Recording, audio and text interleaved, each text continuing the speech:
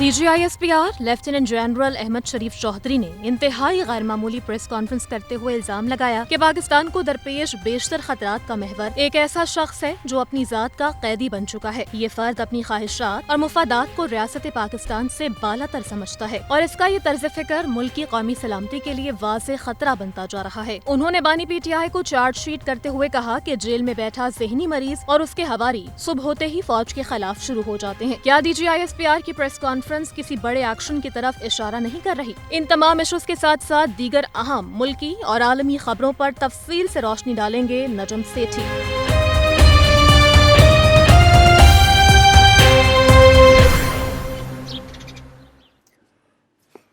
अस्सलाम वालेकुम। आज की बात सेठी के साथ और मैं हूँ सैयद आयशा नाज। मेरे साथ मौजूद हैं नजम सेठी साहब। अस्सलाम वालेकुम। सेठ साहब, नंबर ऑफ इश्यूज इस एक हफ्ते में बहुत कुछ हो गया और इतने अभाम थे, इतनी कयासराइयाँ थी, इतनी अफवाहें थी और उनका दायरा इतना फैला कि उसमें वो सब भी आ गए जो इससे पहले गुमनाम थे, नामालूम थे या डिस्कस नहीं होते थे। फॉर एग्जांपल नवाज शरीफ साहब। अच्छा, नंबर ऑफ इश्यूज़ हैं जो आज हम डिस्कस करने जा रहे हैं, लेकिन मेरा ख्याल है कि सब ये जानना चाहेंगे कि आखिर हुआ क्या और ताख़ीर क्यों हुई। आपका तज्ज़िया इस पर क्या कहता है? पहले तो ये कि नोटिफिकेशन आ नहीं रहा था, सबने बताया अपनी अपनी भांत भांत की बोलियां कि क्यों नहीं आ रहा। उसके बाद वो आ गया तो उसके मीनिंग क्या हैं, और जो स्पेक्युलेट किया जा रहा है बड़े पैमाने पर कि एक शख्स की वजह से रुका क्योंकि उसके कुछ मुतालबात थे, जबकि दूसरी तरफ ये कह रही है कि कुछ और ऐसे मामलात थे डेप्थ में जिनकी वजह से ये रुका। तो सिर्फ सब उसमें जैसे दोनों तरफ मुख्तलिफ बातें की जा रही थी। PTI के ट्रोल्स कोई और वर्जन चला रहे थे और बताया जा रहा था कि नोटिफिकेशन में डिले क्यों आ रहा है। आपसे मैंने पिछले हफ्ते पूछा कि कितनी देर अंदाज़न, तो आपने क्या जवाब दिया था? आपको लगता है कितना और इंतज़ार? मेरा ख्याल है एक आध दिन में हो जाएगा। उसके बाद से रावी सब चैन लिखेगा या बदमज़गी इसकी तवालत इख्तियार कर सकती है, ये सरायत हाँ, कर ये सकती होना है नहीं इसमें? चाहिए था, इसको सही टाइम पे इसको करना चाहिए था। हाँ, दे हैड द टाइम, हाँ, हाँ। हफ्ता था इनके पास। क्या कर रहे थे लॉ मिनिस्ट्री वाले लोग? ठीक, 30 तारीख को आपने ये कहा और 4 तारीख को नोटिफिकेशन आया। 1-2 दिन के बजाय 3-4 दिन लग गए, तो क्या वजह थी? पहली बात तो ये है कि मैंने क्यों कहा कि एक आध दिन में हो जाएगा। हाँ, और फिर 3-4 दिन और कैसे फिर लगे? 3 दिन लग गए, तो एक आध दिन, 1-2 दिन और 3-4 में कोई फ़र्क नहीं है। जाहिर है I am not the signing authority, so I told you कि ये इज़ नॉट एन इशू, ये हो जाएगा। इतना शोर पड़ा हुआ है, there is no need for it. पहली बात तो ये थी। दूसरी, आपने जो सवाल खड़ा किया विच इज़ ऑफ जिसके अभी तक डिबेट चल रही है, वो यही है ना कि जी डिले क्यों हुई और ये जो नोटिफिकेशन आया उसका माने क्या है, यही है। हाँ, सवाल ये पैदा होता है कि नोटिफिकेशन तो आ गया, लेकिन नोटिफिकेशन में लिखा क्या है और ताखीर क्यों हुई? देखिए, ताख़ीर क्यों हुई, अगर आप नोटिफिकेशन पढ़ें ना तो आपको समझ आ जाएगी ताख़ीर क्यों हुई। नोटिफिकेशन में क्या लिखा है? इसमें आर्मी चीफ की बात की गई है कि उनकी मुद्दत ऐसे स्टार्ट होगी, और एयर चीफ की बात की गई है कि उनको इस तारीख से उनकी अगली मुद्दत का आगाज़ होगा। उसमें बड़ी दो इंटरेस्टिंग पॉइंट्स हैं। हाँ।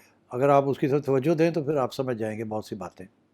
एक तो ये कि army chief is now going to remain army chief till 2030।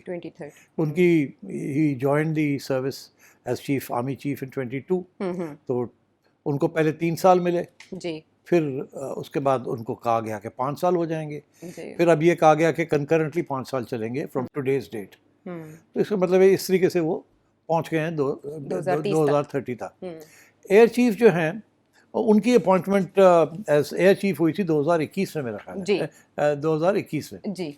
अच्छा, जब वो 2021 में हुई थी तो 3 साल के लिए हुई थी, तो मगर उनको भी 5 साल मिल गए फिर ड्यूरिंग दिस एपिसोड।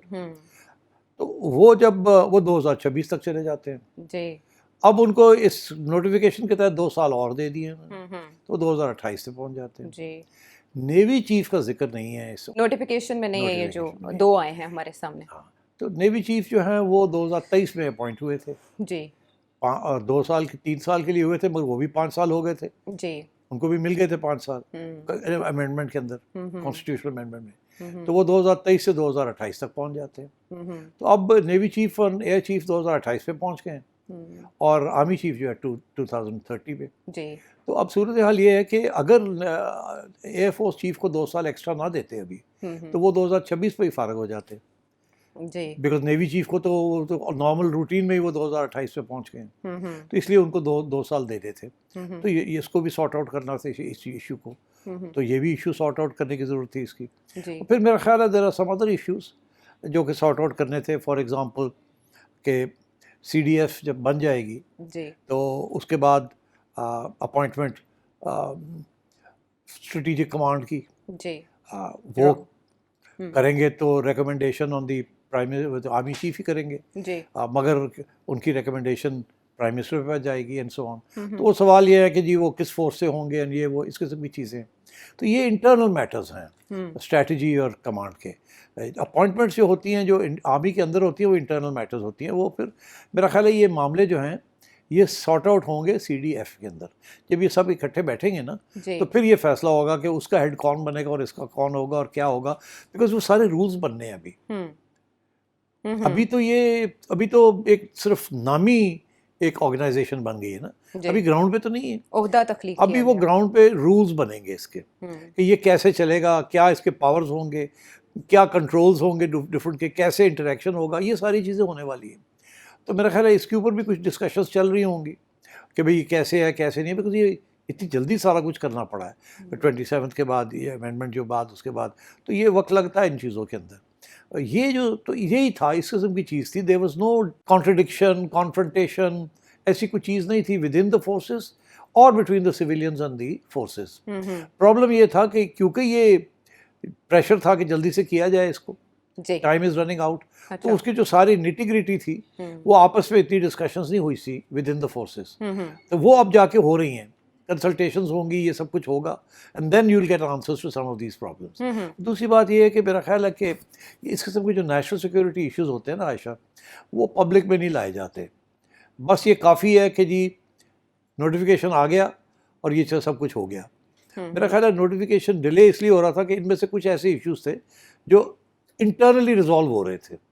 अच्छा। तो वो रिजॉल्व हो गए। अब आप ये वन रेजोल्यूशन इसके 2 चीफ्स 28 तक रहेंगे जी, और 1 फील्ड मार्शल 30 तक रहेगा, जो CDF भी तो है। वो जो 30 तक रहेगा वो उसका फिर अगली जो 2 आने हैं फ्रॉम द अदर फोर्सेस, उनको भी अपॉइंट तो ये नहीं कर सकेंगे, अपॉइंट तो करेगा प्राइम मिनिस्टर। हाँ। बट जाहिर होगा इन्फ्लुएंस करने की जरूरत होगी। उस वक्त तक बहुत कुछ सीख भी लिया होगा। अच्छा। कि ये सिलसिला कैसे चल रहा है, कैसे नहीं चल रहा, क्या होना चाहिए, क्या नहीं होना चाहिए। स्ट्रेटेजिक कमांड का भी पता लग जाएगा कि भी किस तरीके से उसमें कौन किस किस्म के लोग होने चाहिए, क्या होना चाहिए, कोऑर्डिनेशन सही हो रही है नहीं हो रही, कंसिस्टेंसी हो रही है, स्टेबिलिटी है।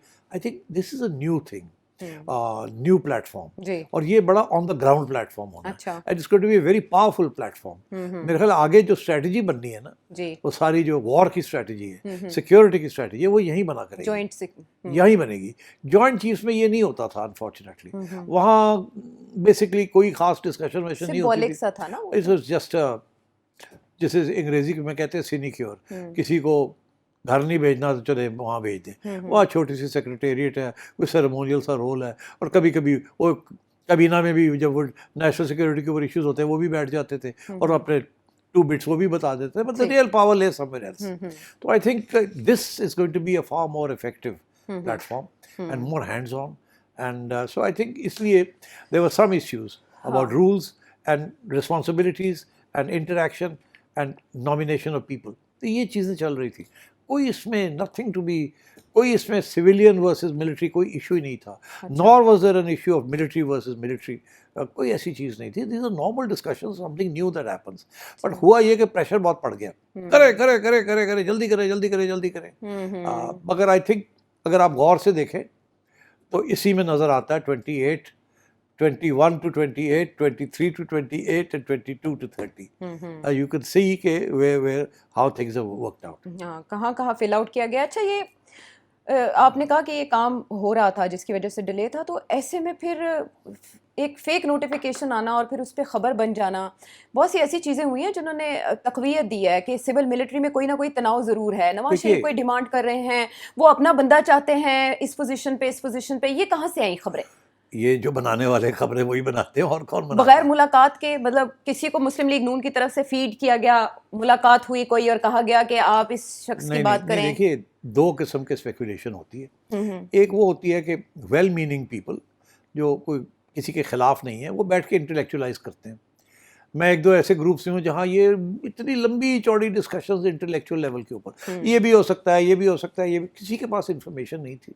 मैं चुप करके देख रहा, सुन रहा था, पढ़ रहा था कि यार कोई इन्फॉर्मेशन नहीं है, लगे हुए हैं, कोई इधर जा रहा है, कोई उधर जा रहा है, और थ्योरेटिकली ये भी हो सकता है, ये भी हो सकता है, ये वजह हो सकती है, ये वजह हो सकती है। ये इंटेलेक्चुअलिज्म जो है ना, ये ग्रुप्स के अंदर बहुत होती है। अच्छा। वो लोग, हर बंदा कहता है मुझे मेरी सुनो मेरी बात, अच्छा। मैं एनालिसिस करता हूँ। हाँ। मेरा हमेशा मौक़िफ़ रहा है, कोई एनालिसिस नहीं हो सकता विदाउट इन्फॉर्मेशन। कोई कोर इन्फॉर्मेशन आपके पास होनी चाहिए, उसके बेसिस के ऊपर आप फिर आगे एनालिसिस कर सकते हैं कि क्या होगा क्या नहीं होगा। अगर आपके पास कोर इन्फॉर्मेशन ही नहीं है तो आप कैसे एनालिसिस करेंगे? थ्योरी में ही करेंगे ना। तो थ्योरी में तो होता नहीं है, real life is very different from theory. अब फॉर एग्जांपल, मुझे एक बात का पता है जिसे कहता हूँ, मैं कहता हूँ कोर इन्फॉर्मेशन। अच्छा। वो मुझे इस बात का पता है कि मियाँ नवाज शरीफ किसी स्टेज पे भी टक्कर नहीं लेंगे विद द एस्टैब्लिशमेंट। अच्छा। ये मुझे as a matter of faith पता है। जब ये मुझे पता है तो फिर मैं इससे आगे जब प्रोजेक्शन करता हूँ तो मैं सोचता हूँ कि क्या ये सही है कि मियाँ नवाज शरीफ अड़ गए हैं किसी चीज़ के ऊपर। मैं कहता हूँ ये हो ही नहीं सकता। अच्छा। अगर नहीं हो सकता तो फिर क्या हो, क्या ये हो क्या रहा है, वहाँ से चलते हैं। कुछ लोग समझते हैं कि नहीं, नवाज शरीफ का ट्रैक रिकॉर्ड है, वो तो अड़ जाता है, इस दफ़ा फिर अड़ गया होगा। जब ऐसी बात है, और ये हमेशा सिविल मिलिट्री ही होता है, विद इन सिविलियंस जो होता है वो तो समझ आ जाती है, विद इन मिलिट्री जो होता है वो भी कभी कभी समझ आ जाती है, कभी नहीं होती जी। मगर आजकल के हालात के अंदर to talk about something within the military, it's not on. ये इस वक्त these issues become national security issues. अच्छा, तो अब मुझे इस बात का पता है कि मियाँ साहब किसी सूरत में भी कोई ऐसा डिमांड नहीं करेंगे जो कि फिर इस्टेब्लिशमेंट को कंसीड करना पड़ेगा या रिजेक्ट करना पड़ेगा। ऐसी चीज़ नहीं होगी। There is too much at stake. इस वक्त Imran Khan is a serious problem for everyone, number one. Number two, confirmed है कि मियाँ साहब आप प्राइम मिनिस्टर नहीं बन सकते। अच्छा। तीसरी चीज़ कंफर्म्ड है कि अगर सिलसिला ऐसे ही चला तो या शहबाज शरीफ साहब या मरियम नवाज यही अगला प्राइम मिनिस्टर बनेंगी जब वक्त आएगा। अच्छा। ये अभी तक जो सिचुएशन चल रही है, जो अजम्पशंस हैं, मगर वन इज़ अ पक्का अजम्पशन, वो ये कि मियाँ साहब इस शिप को डिस्टेबलाइज नहीं करेंगे। There is too much at stake for him. तो इसलिए आई थिंक ये ज़रूर है कि खबरें आई थी, मैंने भी एक स्टेज पे एक खबर दी थी जो कि 6 माह के बाद वो घूम रही है अब। कौन सी? आपको याद होगा कि आप किसी वक्त मैंने ये कहा था कि वो एक्स DG ISI के बारे में बात हुई थी, नदीम अंजुम साहब। हाँ, तो मैंने कहा था कुछ NSA की बात हो रही थी।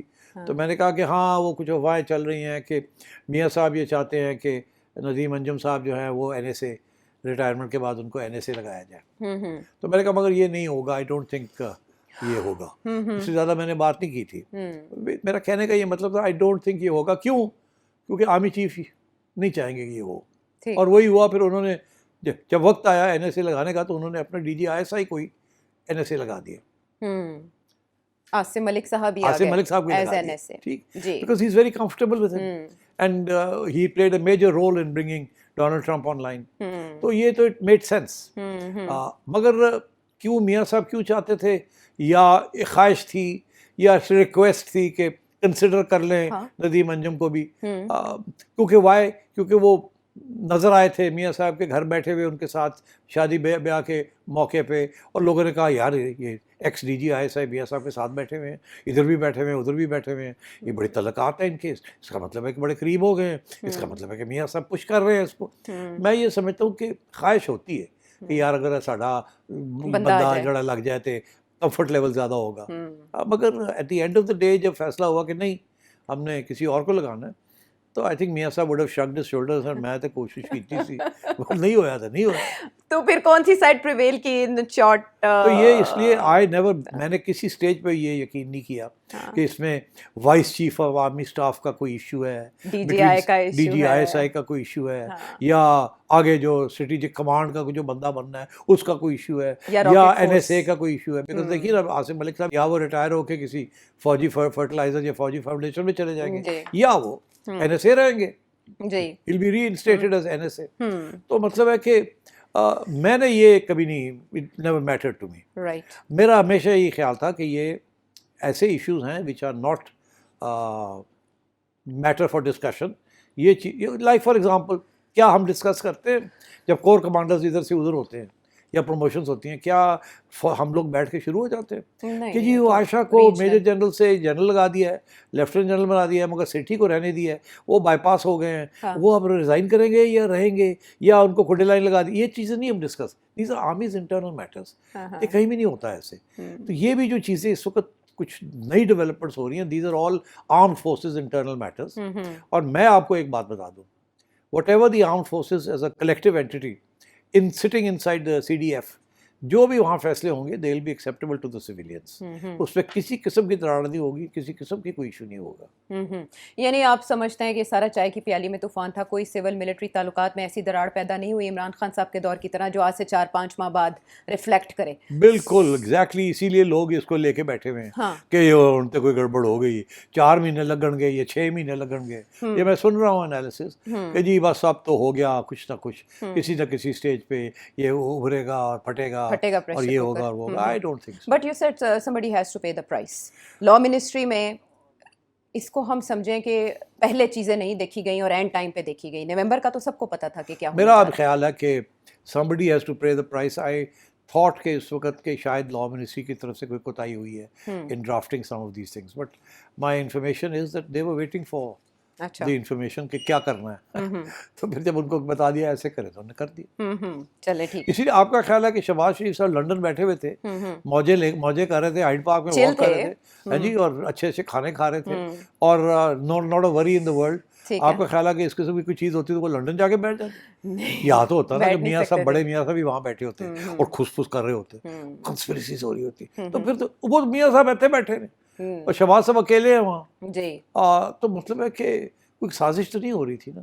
तो वो रिलैक्स कर रहे थे कि जब कहेंगे कि जी ठीक है जी ऐसा तो नोटिफिकेशन कर दो, उसी कुकी मार देंगे। तो वही हुआ, वो आए उन्होंने कुकी मार दी। हाँ। जब तैयारी होगी सब चीज़ की। हाँ हाँ, लेकिन सेठ साहब आपको नहीं लगता कि इंफॉर्मेशन वॉरफेयर में इतने अरसे डिले की वजह से बहुत ज़्यादा तकवीत पकड़ गई, ऐसी बातें जिनका सिरे से वजूद ही नहीं था, तो हुकूमत को उनको कम अज़ कम कंट्रोल करना चाहिए था एट दैट टाइम, रबिश करना चाहिए था जैसे जैसे कोई बात हो रही थी। नहीं देखिए, हुआ प्रॉब्लली क्या हुआ कि जिन्होंने ये फैसला किया 27 जल्दी करना है, 27 अमेंडमेंट जल्दी करनी है। और वो जल्दी करते करते सारा टाइम सबको उधर ही लग गया। ओके। और फिर बाद में और सीडीएफ बन गई। अब ये था कि सीडीएफ बन गई है तो नवंबर चढ़ गया ऊपर, तो वो तो जल्दी करो कुछ। जब तो सारा तो ये उस वक्त कोई भी सोच नहीं रहा था कि क्या क्या करना पड़ेगा, ठीक, और क्या क्या इश्यूज बन सकते हैं। ओके। और वो इश्यूज जो बने और जो जिस तरीके से रिजॉल्व हुए हो गए ना 28 and 30 जी, और उसमें इलेक्शन भी डालें 2029 सेठी साहब ने बताया कि इसके पेश नज़र क्या था या आने वाले दिनों में क्या हो सकता है। बहुत इंटरेस्टिंग कहानी है, लेकिन कम अज़ कम इसमें वो नहीं है जो स्पेक्युलेट किया गया सोशल मीडिया के ऊपर। वापस आते हैं एक ब्रेक के बाद।